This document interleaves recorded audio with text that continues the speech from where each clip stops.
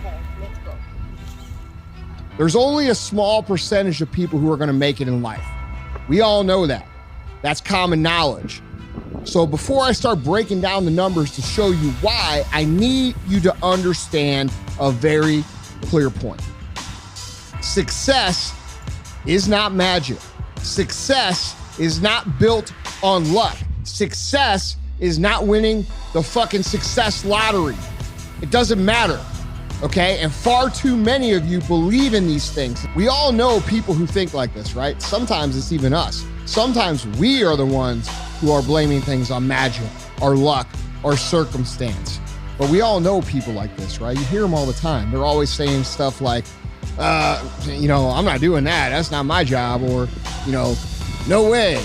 They're not paying me enough to do that job. But they'll sit there on the bar stool and talk about how hard they work, about how they put in just as much effort as the other guys. They just aren't lucky. These are the same people that talk about success, but will not do any of the necessary steps needed to get there.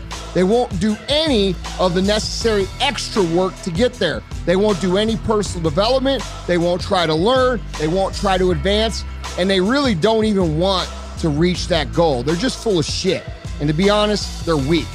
People who have reached real success in life, who are successful in all areas, being your family, your business, your physical, all of these different things, they realize that winning and being successful is a cause and effect relationship. It's actions and results. It's 2 + 2 = 4.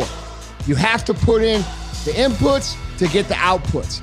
Every truly successful person understands this as fact. And for sake of ease and convenience, we're gonna say there's 100 people out there to start with. Now, we're gonna say that 100 of these people have decided today that today is the day they're gonna go out and start working and grinding and building a new business. How many times do we hear that? Or substitute build a new business with build a new body or get my shit together. All right, we hear this stuff all the time. But after a few weeks or a few months, what happens? 70 of these people out of the 100, they're gonna be gone. Right out of the bat. These people are gonna quit. It's too hard, it's too much work, it's not working out the way I wanted, it's not happening fast enough, and they're gonna start something else. And they're gonna repeat this cycle over and over and over again. Maybe they didn't see the immediate profit, or maybe they realized that it's a lot harder than what it looks like on the outside. I'll just save you a whole lifetime. It is. Whatever the excuse may be, they quit. So right out of the gate, you've got to understand that 70% of the people who say they're going to do shit don't do any of it. And you recognize these people, you see them all the time. These are the people that, they like to physically be seen working. They always look like they're busy. You look around, they're moving. But what are they getting done? They have to be noticed. They feel like that if they appear to be busy and they appear to be working, that somehow success will find them. And sometimes months go by, sometimes even years go by before they finally actually even get started in this process. They talk, but they never do. We all know people like this. They'll be talking about this amazing idea they have for a business and how it's gonna revolutionize the industry, and they're gonna make all this money and they're gonna change all this shit, except it never happens. These are the true barstool warriors, all right? We all know them and we all have them, and some of our friends are even these people.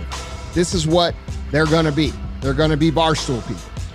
Now, that's 70% of people. 70% of people make a relatively immediate exit, all right? What's that leave us with? That leaves us with 30% of our original group.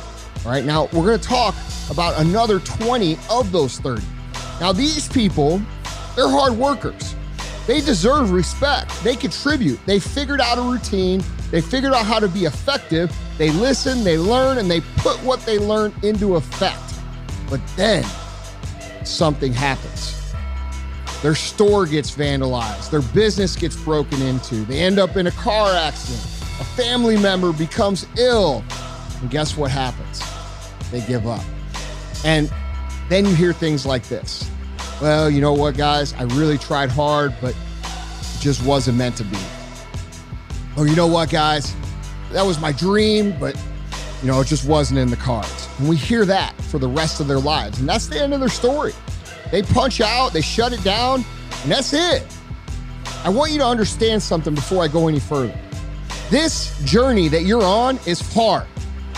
Trust me, I know this. There's going to be way more than just one of these big tests along the way. And you need to prepare yourself now to overcome these tests and see these obstacles as tests. You want to know how I know this shit? Because every one of those things I listed above has happened to me and my business partner. Our first retail location was broken into and robbed. We've both been in car accidents. I was stabbed in the motherfucking face. Chris's mom was diagnosed with terminal cancer. And you know what? We kept at it.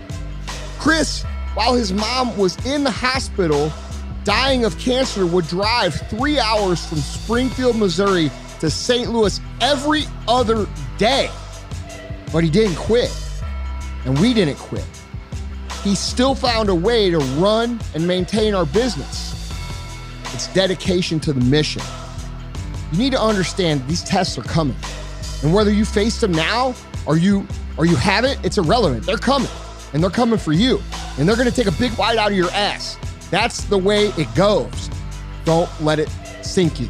So where are we at with the math? We've hit the point where 90% of the initial crowd has fallen off in some way, shape, or form. What's that leave us with? It leaves us with 10%. Now, these are the people who have built businesses. They've gone through the setbacks. They continue to work hard every single day for it. But then what happens? The challenges, the things that they see as adversity, as tests start to disappear. Every day starts to blend together. Wake up, shower, coffee, emails, phone calls, meetings, dinner, TV, bedtime. That's it. It's over, and we start over again tomorrow. They get stuck in this rut and stop looking for ways to excel or move forward. They stop trying to be better. They let the routine numb their hunger, and they fade away because things became boring. And I can't stress this enough, guys. You have to learn to master the mundane. These boring moments, they're what's going to sink you. In the beginning stages, when the hardships are happening, those things are the ones that encourage you and push you to be stronger, because most people can recognize them as adversity and they're looking for a fire to keep them going. But in the mundane times, guys, these are far more dangerous because they offer up a false sense of security. They lure and lull you into a simple, docile creature who's going to fade away and become irrelevant. And that's the real problem with this time period, okay? It's hard as hell to recognize. When you catch yourself saying, you know what? Don't worry about that today. We could take care of it tomorrow. When you let a few customer issues slide because it's just a few grand in the scheme of millions of dollars. When you forget to ship something out that was supposed to be overnighted. When you forget to make that meeting that you were committed to be at. These are all clear signs. It's a slippery slope. And when you start letting these little things slide, these things that 2 years ago you prided yourself on, they add up real quick, and before you know it, you shit the bed with your reputation. It's called the grind for a fucking reason, guys. It's grueling. You have to recognize these moments and build off of them. You have to recognize that the mundane times are just as much of adversity as the difficult times. And if you feel like everything has gone to a standstill, you need to use that as the trigger to get you into motion. Getting through these mundane times are the times that will make or break you from that 10% to that 2%, which is where you want to go. Yeah, you might have all the time in the world right now. Your focus can be wholly on the future, but you got to start acting like you did when you first started. You have to find that hunger. You have to find that drive, and you have to be willing to make things happen so that you can reach that next level. I've seen more successful people ruin their entire existence, their entire life's work from ignoring the mundane and not recognizing it as the adversity, as a dangerous adversity that they had in the beginning when things were challenging and things were hard. So you have to recognize that, because that's going to gobble up another 8 out of these 10 guys. So if 8 out of these 10 guys, the top 10%, are going to drop off when they hit the mundane, what's that leave us with? It leaves us with 2 out of 100. Only 2. And I want you guys to understand this. This is reality. This is why there's so few people that win long term. This is why. Successful people ingrain the drive into themselves. They master the mundane. They are consistent with that mastery. They understand the concepts of longevity and the adjustments that need to be made. These people don't limit this to the concept of business. Their whole lives are driven by these ideals. They don't have to tell people how successful they are, because it fucking shows. Okay, they don't believe in magic. They don't believe in luck. They don't believe in lottery. They don't believe in the success fairy. They believe that they can handle the bumps in the road no matter how big or how small. They're the ones who are going to get there early, stay there late, and you'll never hear them say anything that sounds like, they don't pay me enough to do that. Because when you're in the 2%, you're going to get what the fuck you want 100% of the time in all aspects of life. And if you're the type of person that says, well, the odds are stacked against the average person, well, that sucks for you, because average is just as close to the bottom as it is to the top. And most people don't realize that. It depends on what you want, but those are the numbers. 2% of people make it to elite for a reason. And you can recognize where you are along that scale. Where are you? Are you in that first 70%? Are you in that next 20%? Are you in that next 8%? Or are you in that 2% that never gets stale, that never loses that hunger, that never loses that drive, that never loses the will, that is constantly focusing on bettering themselves at the fundamentals while still working to innovate and find better ways to win? I'm not going to tell you where I'm at, because I think it speaks for itself. And that's reality. If you think that's cocky, it is what it is. Facts are facts, fiction's fiction.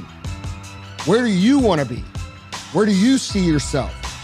Do you see yourself as one of these people who's going to sit on a bar stool and talk about how successful they could have been or would have been?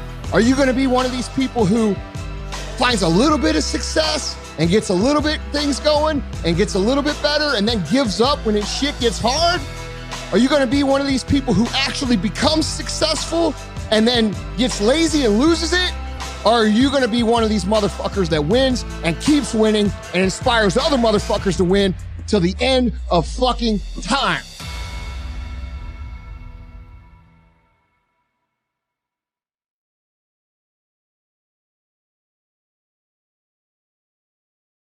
Like, comment, and subscribe.